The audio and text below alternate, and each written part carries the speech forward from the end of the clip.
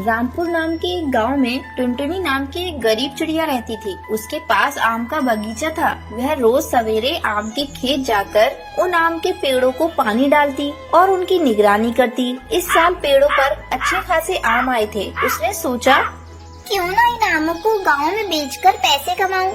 फिर वो आमों को गांव में जाकर बेचने लगी। पर इस साल टुनटुनी चिड़िया को आम के अच्छे दाम नहीं मिलते हैं, इसलिए वो आम को वापस घर ले आती है। तभी बंटी कबूतर टुनटुनी चिड़िया से पूछता है, अरे टुनटुनी, क्या हुआ, इतनी उदास क्यों हो?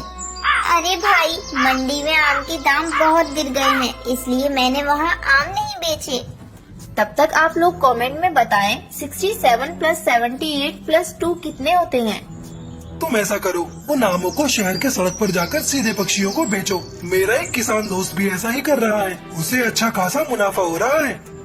ऐसा कहकर वो कबूतर वहाँ से चला जाता है। अगले दिन टुनटुनी आमों को लेकर बेचने के लिए सड़क पर निकलती है। टुनटुनी चिड़िया अपने आम एक भीड़ भाड़ वाली जगह पर रखती है। टुनटुनी चिड़िया के पके आम सभी पक्षी हाथों हाथ लेते हैं। देखते ही देखते टुनटुनी के सब आम बिक गए और कमाई भी अच्छी हुई। वह खुश होकर घर लौटती है। टुनटुनी चिड़िया के पड़ोस में एक लालची किसान कालू कौआ रहता था। कालू कौआ टुनटुनी के हाथ में पैसों की थैली देखकर चौंक जाता है। कालू चुपके से टुनटुनी चिड़िया की बातें सुन लेता है कि कैसे उसने सड़क किनारे जाकर आम बेचे और पैसे कमाए। फिर अगली सुबह कालू कौआ भी अपने खेत में जाकर कच्चे आम तोड़ता है और उन पर केमिकल छिड़ककर उनको पकाता है।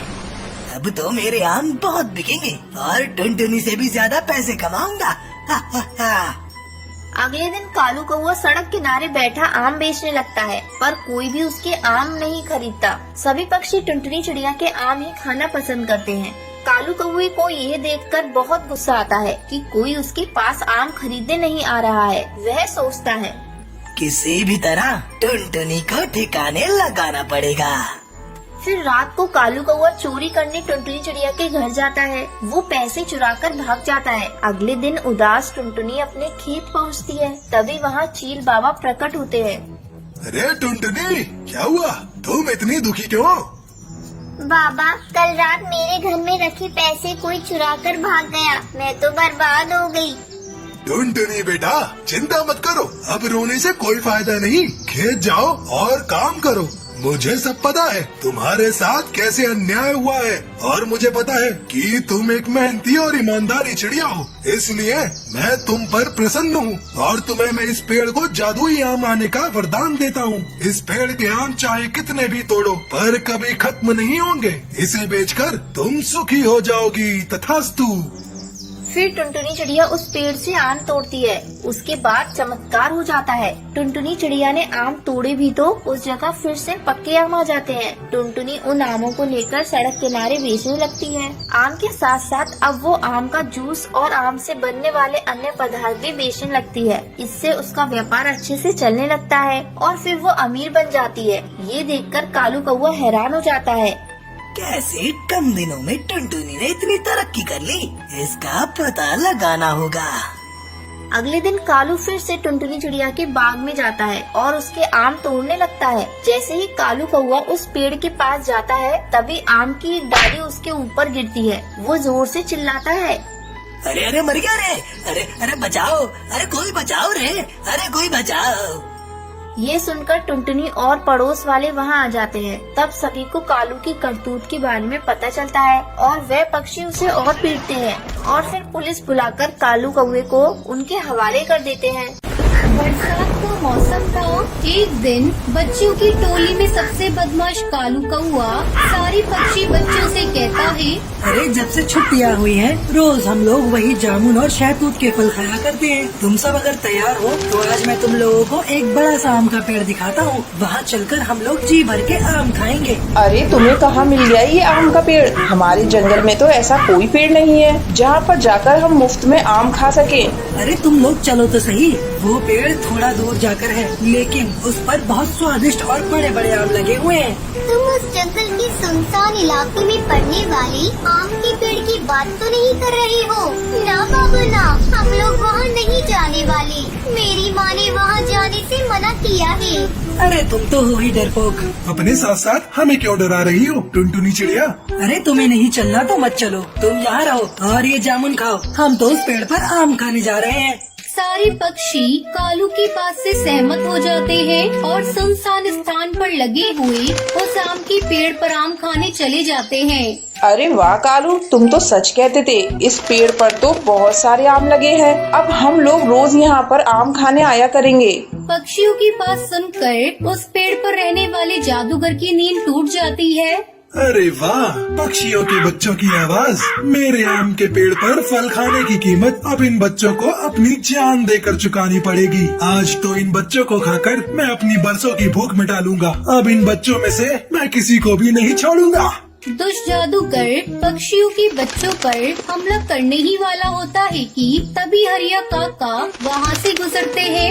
अरे बच्चों, तुम लोग इस पेड़ पर बैठकर क्या कर रहे हो? क्या तुम्हारे माता पिता ने तुम्हें नहीं बताया कि इस पेड़ से आम खाना मना है? चलो जाओ यहाँ से। हरिया काका को वहाँ देखकर सारे पक्षी बच्चे डर जाते हैं और तुरंत वहाँ से उड़ जाते हैं। ये कैसे हो सकता है? मेरे इतने करीब आकर मेरा शिकार मेरे हाथों से निकल गया। इन बच्चों की महक मेरी भूख को और भी बढ़ा रही है। अब मैं इन बच्चों को खाए बिना नहीं रह सकता। कोई उपाय तो ढूंढना ही होगा। इसके बाद दुष्ट जादूगर बच्चों को शिकार करने के लिए एक उपाय सोचता है। अगले दिन जादूगर एक साधारण कौवे का भेष बदलकर जंगल में आम बेचने आता है। आम ले लो आम, ताजे ताजे आम, मीठे रसीले आम। मेरे आम इतने ताजे और रस भरे हैं कि जो इन्हें एक बार खाता है वो दोबारा खाए बिना रह नहीं पाता। आम बेचने वाले कौवे की आवाज सुनकर सबसे पहले बंटी कबूतर बाहर निकलता है। अरे आम बेचने वाले, तुम्हारे आम तो वाकई बहुत बड़े और रसीले लग रहे हैं। ऐसा लगता है जैसे तुम उसी पेड़ से तोड़कर ये पीले आम लाए हो। बंटी कबूतर उस जादूगर की बातों में आ जाता है और जैसे ही वो शाम को खाता है वो जादूगर के वश में आ जाता है। एक शिकार का इंतजाम तो हो गया, बाकी के शिकार को और ढूंढना है। मैं किसी को भी नहीं छोड़ूंगा। तुम सबको चुन चुन के अपने आम के पेड़ पर ले जाऊंगा। इसके बाद बंटी कबूतर सम्मोहित होकर खुद ही उस आम के पेड़ के पास जाने लगता है। थोड़ी दूर जाने पर इससे पहले कि कोई और पक्षी मुझे देखे, जल्दी जल्दी उन बच्चों को ये आम खिला देता हूँ और पकड़कर अपने पेड़ पर ले जाता हूँ। तभी जादूगर को टुनटुनी चिड़िया अपने घर के बाहर खेलती हुई दिखाई पड़ती है। अरे आओ आओ छोटी चिड़िया, तुम्हें भी आम बहुत पसंद है ना? लो मेरे आम खाकर देखो। नहीं नहीं, मेरे पास आम खरीदने के लिए पैसे नहीं है। मुझे तुम्हारे आम नहीं चाहिए। तुम्हारे जैसे छोटे छोटे बच्चों को मैं मुफ्त में आम देता हूँ। मैं तुमसे पैसे नहीं लूंगा। आओ मेरे पास आम देखो कैसा है। नहीं, मैंने कहा ना, मुझे आम नहीं चाहिए। मेरी माँ ने अजनबी पक्षियों से कुछ भी लेने को मना किया है। बड़ी जिद्दी है ये चिड़िया, लगता है ऐसे नहीं मानेगी। इतना कहकर वो अपने जादूगर रूप में आ जाता है। मैंने कहा ना, जल्दी से आम खा ले। खा जल्दी से, जल्दी खा। जादूगर जबरदस्ती टुनटुनी चिड़िया के मुंह में आम का टुकड़ा डाल देता है, जिसके बाद वो भी सम्मोहित होकर वहाँ से आम के पेड़ की ओर उड़ जाती है। इसी तरह वो दुष्ट जादूगर बारी बारी से जंगल के सभी पक्षियों को वश में करके अपने आम के पेड़ पर ले जाता है। कुछ देर बाद जंगल में अपने बच्चों को गायब पाकर सारे पक्षी रोने लगते हैं। अरे देखो पक्षियों, एक साथ इतने सारे बच्चों के गायब होने के पीछे जरूर कोई बड़ी वजह है। आज दोपहर को मैंने एक आम बेचने वाले को देखा भी था, जो बच्चों को मुफ्त में आम बांट रहा था। अब मुझे लगता है उस आम बेचने वाले जादूगर के आने के बाद से ही बच्चे गायब हुए हैं। हे भगवान, कहीं वही आम के पेड़ पर रहने वाला दुष्ट जादूगर ही तो हम सभी के बच्चे को नहीं ले गया। इसके बाद सभी पक्षी उस आम के पेड़ के पास पहुंचते हैं, जहां पर आम की जगह उनके बच्चे पेड़ पर लटके हुए दिखाई पड़ते हैं। सभी पक्षी अपने बच्चों के ऐसी हालत में देखकर रोने लगते हैं। अगर अपनी जान प्यारी है तो सब के सब चले जाओ, वरना तुम्हारे बच्चों के साथ साथ आज तुम लोग भी मारे जाओगे। देख, इन मासूम बच्चों को जाने दे और इस जंगल को छोड़कर चला जा, नहीं तो आज मैं तुझे नहीं छोड़ने वाला। अगर तू मुझे कैद करेगा तो तू भी मारा जाएगा। चला जा यहाँ से, ये बच्चे मेरे शिकार हैं। जादूगर की बात सुनकर हरिया काका एक लाल रंग का धागा पेड़ पर बांध देते हैं। इससे जादूगर चीखने लगता है। अरे अंकल, इन जादूगर अंकल को मत मारिए, ये तो बहुत अच्छे अंकल हैं। इन्होंने हमें मीठे मीठे आम भी खिलाए।